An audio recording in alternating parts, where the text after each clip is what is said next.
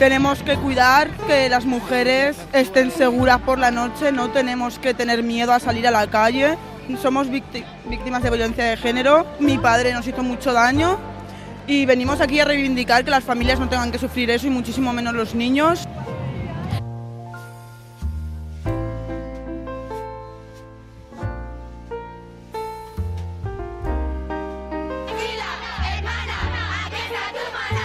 Hay que tambalear las estructuras de esta sociedad. Somos todos iguales. Soy todas las que no están. Pienso que hay que seguir haciéndolo. Tanto como estudiantes, como trabajadoras. El 8 de marzo haya cogido en mitad de una campaña electoral y el que todos los partidos hayan tenido que hablar de feminismo, de lo que nosotras proponemos, es desde luego un éxito de la movilización. El cambio que mucha gente reitera que ya está hecho no lo está. Somos más del 60% de la comunidad educativa y sin embargo nuestra representación en los puestos de poder es absolutamente ínfimo. Hoy es un día muy importante e histórico, pero aún queda muchísimo por reivindicar.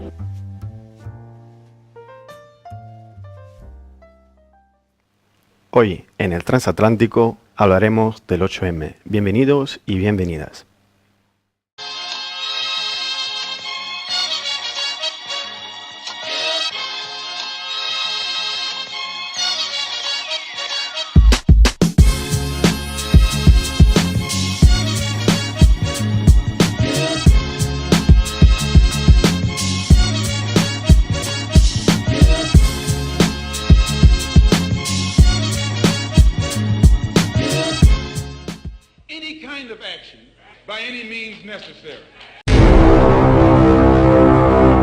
Bienvenidos y bienvenidas. Hoy tenemos el gusto de tener dos invitadas de excepción. Pues estamos aquí hoy con Lorena Ruiz Huerta, abogada y defensora de los derechos humanos. Bienvenida, Lorena. Hola, ¿qué tal? Muy buenas tardes, encantada de estar aquí. Un gusto. Y también tenemos el placer de estar aquí con Nuria Labao, editora de la sección de feminismo de Contexto. Bienvenida. Hola. Un gusto. Pues antes de entrar en la parte de la entrevista, vamos a ubicarnos a través de la brújula. Formamos parte de las luchas contra las violencias machistas, por el derecho a decidir sobre nuestro cuerpo y nuestra vida. Por una sociedad que respete y valore la diversidad sexual y la identidad y expresión de género. Para que se visibilice y reconozca el valor y dignidad del trabajo doméstico y de cuidados que realizamos las mujeres. Nos precede una larga genealogía de luchas feministas, las mujeres sufragistas y sindicalistas, las que combatieron al colonialismo, las que trajeron la Segunda República, las que lucharon en la guerra civil y contra la dictadura franquista. Frente al nosotros primero, planteamos nosotras juntas. Otra vez de vuelta aquí al Transatlántico y podemos soltar amarras. La primera pregunta va para las dos y es: ¿cómo valoráis la huelga y la manifestación del 8M? ¿Qué sensación os lleváis, Lorena? Bueno, mi valoración no puede ser más positiva. Creo que una vez más el movimiento feminista y la movilización y la huelga que estaban previstas para el pasado 8M volvieron a desbordar. Por lo menos Madrid, que es lo que yo vi, y otras muchas ciudades del Estado español. Bueno, fue absolutamente impresionante. También la huelga cada vez va asentándose más, que yo creo que es una parte importantísima de la movilización de ese día. Y luego lo que es impresionante, por supuesto, es la manifestación en sí. Yo este año sé que había un cierto temor. Estuve participando en alguna de las cédulas de organización de la movilización del 8M y sé que por parte de la Asamblea 8M y del movimiento feminista había miedo porque, claro, alcanzar la cifra del año pasado no era fácil. Y, como seguramente luego abordaremos, la removilización de la extrema derecha contra el movimiento feminista, pues teníamos miedo de que surtiera un efecto de paralización o de temor de ciertas mujeres y que no se produjera un desbordamiento igual, y vimos que no fue así, con enorme alegría, y en ese sentido, pues bueno, un éxito absoluto de un movimiento que en este momento es el principal, el más importante movimiento contestatario contra el sistema que existe en este país, y está organizado solo por mujeres, lo cual, porque no hay ni un solo hombre en ninguna de las de los elementos, o sea, de la manera en que se estructura el movimiento feminista para organizar el 8M, no hay ni un solo hombre, ¿no? Entonces, pues, un éxito rotundo de las mujeres feministas. ¿Está de acuerdo, Nuria? Absolutamente, la verdad es que fueron manifestaciones espectaculares y muy emocionantes también, y no solo en las grandes ciudades, sino que también en las ciudades medias, incluso en pueblos. Hemos visto en pueblos de Galicia, en pequeñas aldeas, donde era la primera vez que había una manifestación en el pueblo, y muchas veces participaba pues un tercio de la población, que eran todas las mujeres de la aldea. Entonces, bueno, vemos pequeños y grandes avances. A mí hay una cosa de la manifestación que me impactó mucho, es ver la cantidad de chavalas súper jóvenes, y evidentemente que para mí pienso que si va a haber algo que sea imparable, digamos, es precisamente, imparable digo porque era uno de los lemas de la organización aquí en Madrid, que es que el cambio cultural se va a acabar produciendo porque estas jóvenes no van a retroceder. Entonces, en ese sentido me parece súper importante. Y luego, las declaraciones que hemos visto, que eran en el fondo del vídeo, es la lectura del manifiesto de Madrid, y precisamente las imágenes no aparecen de cuando se lee el manifiesto, pero precisamente eran mujeres muy diversas, ¿no? Mujeres racializadas, inmigrantes, había una mujer transexual, y eso me parece también muy significativo de la diversidad de composición del movimiento feminista, y sobre todo de las comisiones del 8 de marzo, que son las que están organizando, como decía Lorena, las grandes manifestaciones. Justo en mérito de esta cuestión, ¿crees que el feminismo que se ha manifestado por todas las calles de España, bien lo has dicho, de las grandes a las pequeñas ciudades, es un movimiento que integra también las instancias de colectivos marginalizados, de otros colectivos marginalizados?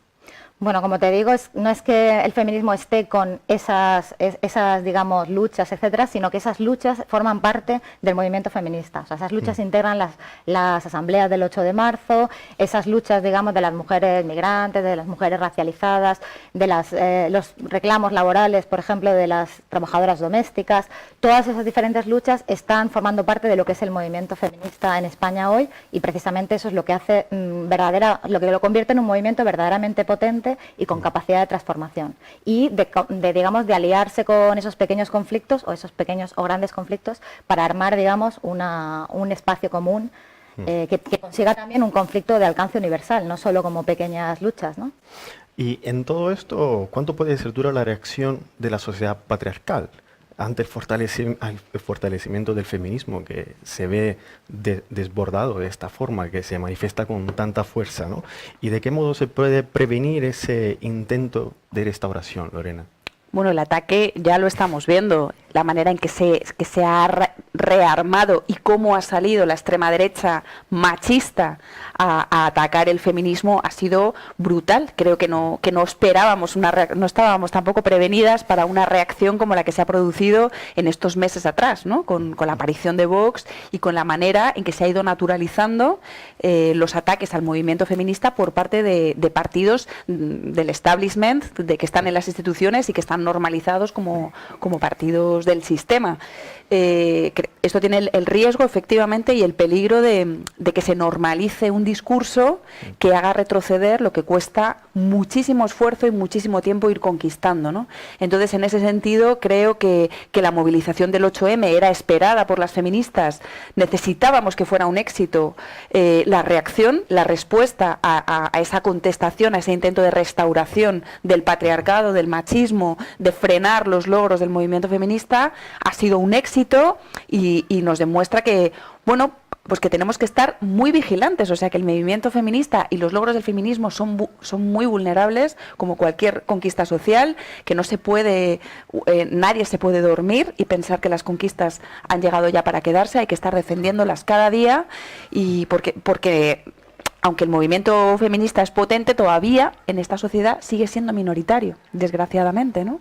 Y lo que vemos es que tenemos un sistema profundamente machista y patriarcal. Lo vemos en la justicia, porque es verdad que luego hay movilizaciones masivas en la calle y que nos llenan de emoción y de esperanza, pero tenemos una justicia integrada por jueces y juezas profundamente machistas, con un sistema judicial profundamente machistas que sigue dictando sentencias como la famosa sentencia de la manada, o seguimos teniendo políticas y políticos que llevan a cabo políticas profundamente machistas, ¿no? Aunque, por supuesto, a la hora de llegar a la campaña electoral, todo el mundo quiere apuntarse al carro y todo el mundo del ámbito de la política habla todo el rato de feminismo. Hablando ¿no? justamente de este tema, ¿cómo crees que va a influir en las prácticas reales de los partidos políticos la fuerza del feminismo? En las prácticas no sé muy bien si, o sea, el movimiento feminista en realidad como movimiento tampoco tiene como objetivo transformar los partidos políticos. Tiene un proyecto para mí mucho más importante que es transformar la sociedad al completo. Yo tengo poca fe en que se transformen los partidos. Yo creo que feminizar la política en el sentido como a veces se utiliza, como que es de que se haga un poco más amable, pues no tiene mucho sentido de transformación, que nuestra esperanza es, digamos, va mucho más allá. Pero sí es cierto lo que decía Lorena, que hay algo que hemos visto estos días y que es como el intento de apropiación de la potencia, digamos, de la legitimidad política y social que ha alcanzado el movimiento por parte de partidos de todo tipo, ¿no? Desde Ciudadanos con su discurso de feminismo liberal, cuando el año pasado también se desmarcaban un poco más, pero bueno, han visto que eso les hace perder votos y ahora de repente han salido con esta campaña y bueno, y los movimientos también de otros partidos como diciendo yo soy el más feminista o el feminista original. Entonces, bueno, precisamente para que este feminismo, digamos, tenga capacidad de transformación social, tiene que tener, digamos, una independencia respecto a los partidos y también una capacidad de hacer de contrapoder, ¿no? De que las demandas van más allá de un partido en concreto. Una pregunta muy rápida antes de ir al break de declaraciones. Muy rápidamente, ¿qué relación consideras que haya entre el respeto de los derechos humanos y el feminismo? Nuria. Bueno, rápidamente, no sé si lo puedo hacer, pero lo voy a intentar. Bueno, precisamente lo que sucede en buena parte del mundo es que muchas de las personas que están al frente de las luchas por los derechos humanos son mujeres y son mujeres feministas. Y lo que también está pasando es que muchas de ellas están pagando con su vida esta posición política. Hemos visto a Marielle Franco de Brasil, que fue asesinada, además que está implicado el hijo del presidente Bolsonaro. Y luego hemos visto como que aquí, por ejemplo, en España tenemos refugiadas políticas. Lolita Chávez es una de ellas, ¿no? Guatemalteca, indígena, que está refugiada porque la amenazaron de muerte por defender los derechos de los pueblos indígenas en su país contra los intereses de las multinacionales extranjeras y contra los tratados de libre comercio. Y eso sucede en buena parte del mundo. Las mujeres que lideran entonces también las luchas por los derechos humanos, Lorena. Claro, y yo creo además que el machismo en sí mismo y el funcionamiento del patriarcado es una vulneración en sí misma de los derechos humanos, es decir, es un sistema en el que vivimos que discrimina a la mitad de la población y que nos hace vivir en una situación de subordinación y de supeditación a los privilegios del patriarcado, ¿no? Y del machismo. Y entonces eso en sí mismo, claro, o sea, defender la liberación de las mujeres racializadas, de las mujeres precarias, de las mujeres y de todas estas luchas que están entrelazadas con la lucha feminista es defender los derechos humanos, ¿no? Amén de que, por supuesto, buena parte de las defensoras de derechos humanos, como decía ahora también Nuria, además sean mujeres y estén siendo ahí también doblemente atacadas en su condición de defensoras, en su condición de mujeres. Bueno, muchas gracias. Ya vamos a nuestro video de declaraciones y volvemos para la segunda parte de esta entrevista. El sábado Casado participó en un acto sobre igualdad y familia en Cartagena y atentos a su nueva iniciativa sacada, parece que al 100% del argumento del cuento de la criada. Vamos a ver este destacado. El PP quiere blindar a las mujeres inmigrantes sin papeles para que no sean expulsadas de España si dan a sus hijos en adopción. Poneros como, ¿no? Un poco alto esto, ¿no? Estoy aquí acompañando a las excelentes candidatas municipales y autonómicas que va a presentar el Partido Popular para el 26 de mayo. Bueno, puedo hablar desde atrás también, pero es más complicado. Yo no he vuelto. Y nosotros no seguimos el protocolo de feminismo que además tenemos y que lo tenemos que usar para todas nuestras infografías, todas nuestras campañas, y eso ha derivado pues en un error que hemos reconocido. Cuando uno comete un error tiene que... ¿Pablo Iglesias lo conocía? Pablo Iglesias... Y mira, da igual si lo conociese o no lo conociese. Pablo Iglesias asume como propio el error. Para nosotros hoy es un día importante porque desde luego los que defendemos una España de ciudadanos libres e iguales, por supuesto, tenemos la obligación de defender una España también de mujeres y hombres libres e iguales. Tenemos que tener un país mejor, pero sin enfrentar a hombres con mujeres y sin hacer manifiestos partidistas que a veces expulsan a la mayoría de las españolas, sobre todo de reivindicaciones tan justas como la de mañana. Fertility is a gift directly from God. He left you intact for a biblical purpose, like Bilhah served Rachel. You girls will serve the leaders of the faithful and they're bearing wives. You will bear children for them. Oh, you are so lucky, so privileged.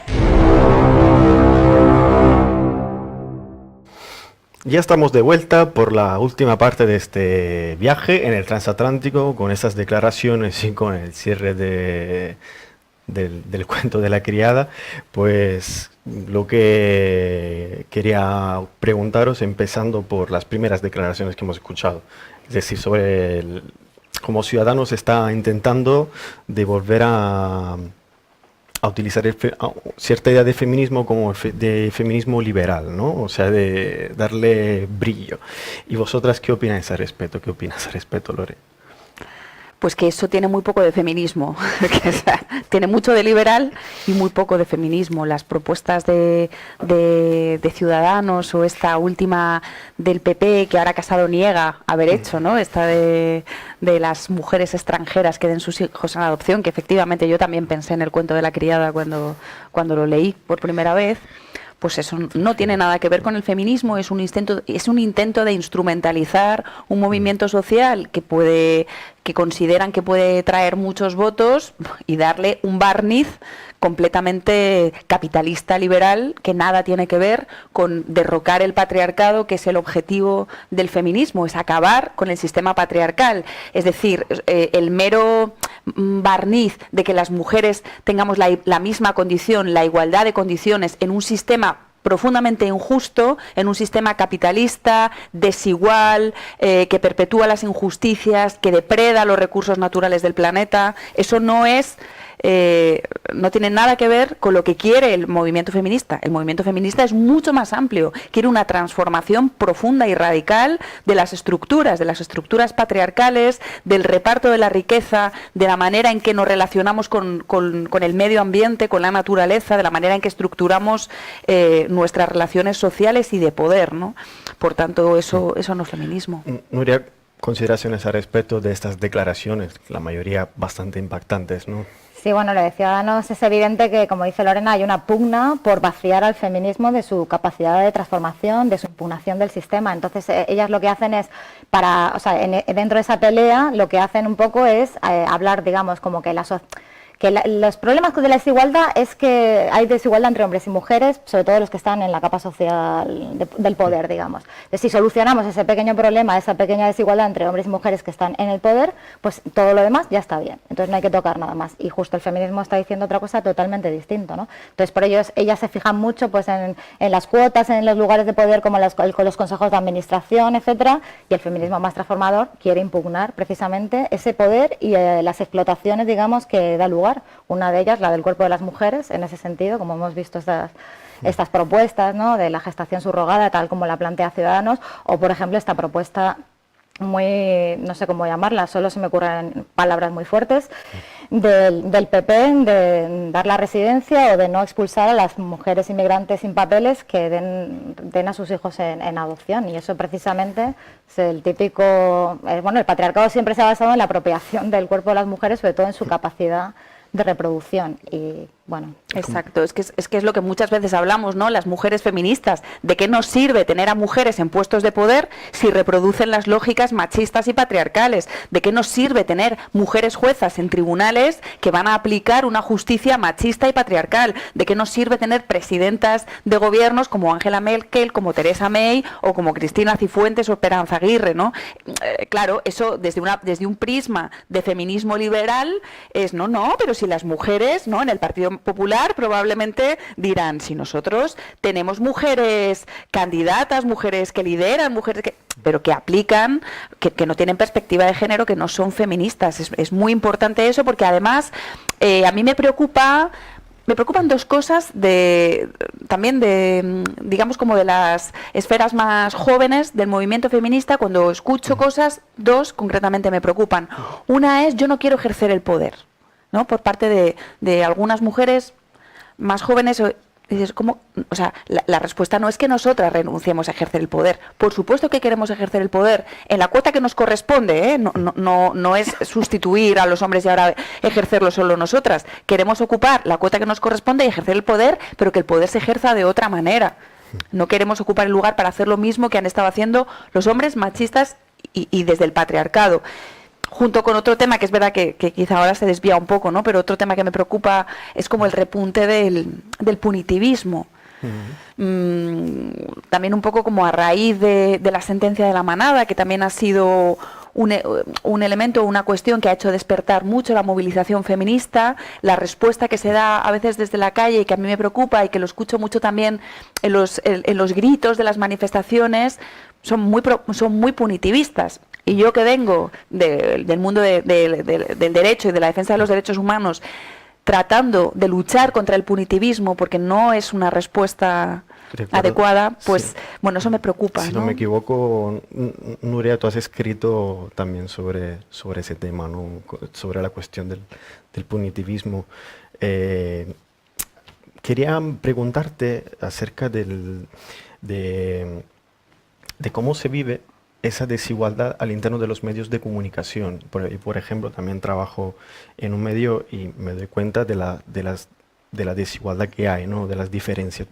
¿Tú cómo lo vives? Que además eres editora de la sección de feminismo de un medio tan importante como Contexto.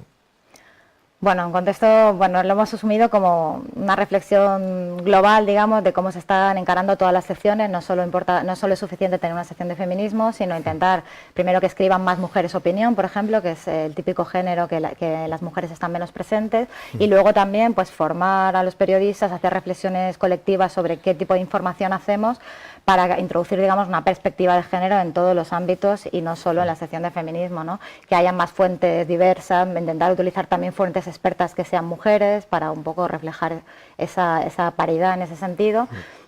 Pero bueno, para mí es importante que haya mujeres en, digamos, directivas o en puestos importantes por el cambio cultural que conlleva, pero hay otras cosas que me preocupan más, ¿no? Es el abuso laboral en el lugar del trabajo o la extrema precariedad en la que están muchas periodistas, que las hace más vulnerables a estos abusos y otros problemas de ese tipo, ¿no? En el ámbito laboral.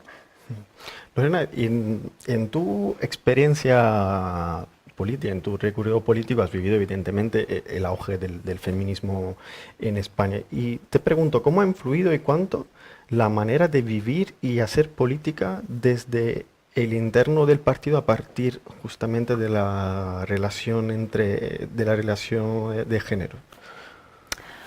Bueno, claro, yo efectivamente mi experiencia en política institucional y de partido ha sido en Podemos, y este estallido, este crecimiento brutal del movimiento feminista en estos años, lo que a este partido lo que supuso es que cambiará mucho su discurso. Yo recuerdo que en los orígenes de Podemos, me acuerdo perfectamente que fui a una primera universidad de verano cuando Podemos estaba arrancando y solamente nos habíamos presentado a las europeas, y yo recuerdo que Podemos se hablaba con esta especie de obsesión que había por la transversalidad, por los significantes flotantes, pues me acuerdo que se decía que no podíamos hablar de feminismo, que no se podía decir la palabra feminista porque eso asustaba a la gente, y bueno, pues con el tema del aborto se trataba de evitar y demás, ¿no?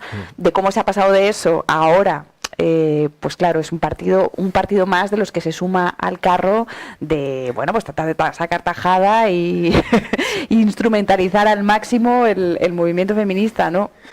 Claro, eso, desde luego, en las lógicas internas no revierte nada, ojalá. A mí me parecería muy bien que los partidos se apuntaran y estuvieran presentes, incluso sacaran un poco de provecho, si luego eso de verdad revirtiera en tener programas políticos feministas de verdad y lógicas de funcionamiento interna feministas. Pero, desgraciadamente, pues eso no es así, ni con el feminismo ni con el ecologismo, que ahora también está empezando a estar en la agenda mediática. Pues todo el mundo se apunta a dar el discurso, a decir que lo es en entrevistas, pero luego desgraciadamente brilla por su ausencia tanto en los programas como en el funcionamiento de la interna, ¿no? ¿No crees que se haya hecho lo suficiente para proponer la igualdad de género en los partidos de izquierda?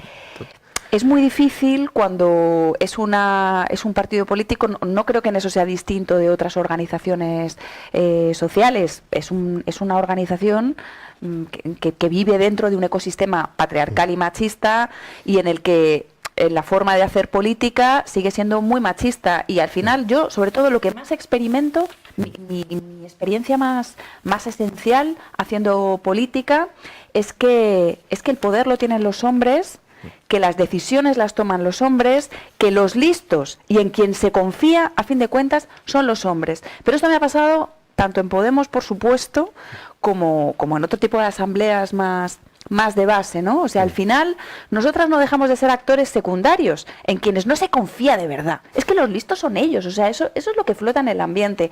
Y entonces, por eso a mí me encanta que quien está partiendo la pana en este momento es el movimiento feminista, y yo quiero insistir mucho en eso, un movimiento que está organizado única y exclusivamente por mujeres, sin la presencia ni la ayuda intelectual de los hombres tan listos que nos rodean, ¿no? Pero les hemos desbordado. Nos dicen que ya estamos llegando a conclusiones, así que una pregunta súper rápida, y les pregunto cuál es la mayor fortaleza y mayor debilidad del feminismo hoy en día. Pues para mí la mayor fortaleza no solo es la capacidad de movilización que demuestra el movimiento feminista, y también las conexiones internacionales. Es un movimiento que está convocando huelgas en muchos lugares del planeta, pero también la mayor fortaleza, yo diría, que es la posibilidad de conllevar un nuevo proyecto político de transformación social en un momento como de falta de utopías y de esperanza, ¿no? Y mayor debilidad, no sé, hay una cosa que ha apuntado Lorena, que es el tema del punitivismo, pero sobre todo cómo puede ser instrumentalizado por determinados partidos de derechas, o como hemos visto en Francia, por ejemplo, lo que se llama el femonacionalismo, como determinadas visiones de la defensa de los derechos de la mujer, pero de una manera tergiversada, pueden servir para agendas, digamos, que quieran culpar a la religión musulmana, por ejemplo, o sea, para esconder, digamos, ese racismo. Sí. Lorena. Pues yo añadiría, estando totalmente de acuerdo, que como fortaleza, que creo que el movimiento feminista ahora mismo lo que está demostrando es que de verdad sin nosotras se para el mundo, y que si nos tomamos esto muy en serio, de verdad podemos parar la sociedad, porque nos ocupamos de todas las tareas de cuidado y reproductivas, están en nuestras manos, y sin que eso funcione, no funciona nada. Y como debilidad diría o apuntaría también que no tenemos el poder. Y entonces una reacción fuerte de la extrema derecha y del sistema patriarcal y machista puede hacernos mucho daño, porque ahí también somos vulnerables, ¿no? Y entonces, bueno, es una doble fortaleza-debilidad. Muchísimas gracias a las dos, muchas gracias Lorena, muchas gracias Nuria. Hasta aquí hemos llegado.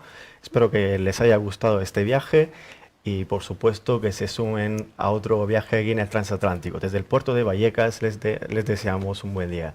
Hasta la próxima.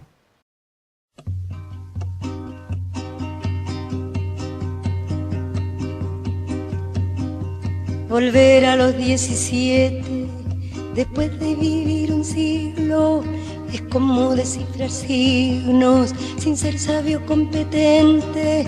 Volver a ser de repente tan frágil como un segundo. Volver a sentir profundo como un niño frente a Dios. Eso es lo que siento yo en este instante fecundo. Se va enredando, enredando como en el muro la hiedra, y va brotando, brotando como el mosquito en la piedra, como el mosquito en la piedra. Y sí, sí, sí, mi paso retrocedido cuando el de ustedes avanza, el arco de las alianzas ha penetrado en mi nido. Con todo su colorido se ha paseado por mis venas, y hasta las duras cadenas con que nos ata el destino. Es como un diamante fino que alumbra mi alma serena.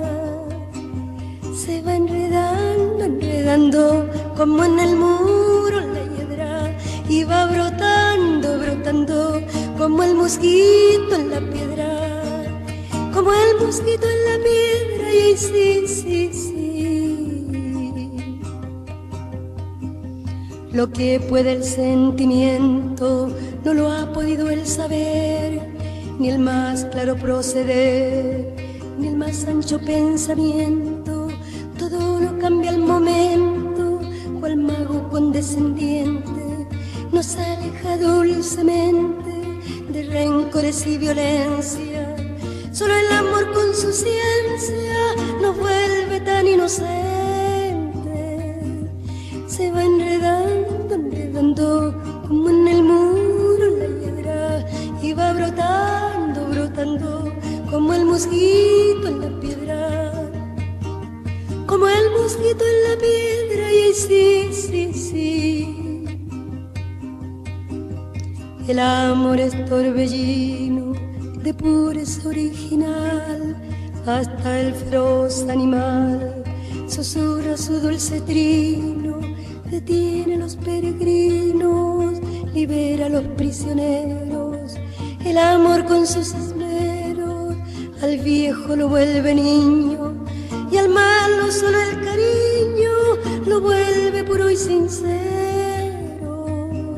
Se va enredando, enredando como en el muro la hiedra, y va brotando, brotando como el mosquito en la piedra, como el mosquito en la piedra. Y ahí sí, sí, sí, de par en par la ventana se abrió como por encanto, entró el amor con su manto, como una tibia mañana, al son de su bella diana, hizo brotar el jazmín, volando cual serafín, al cielo le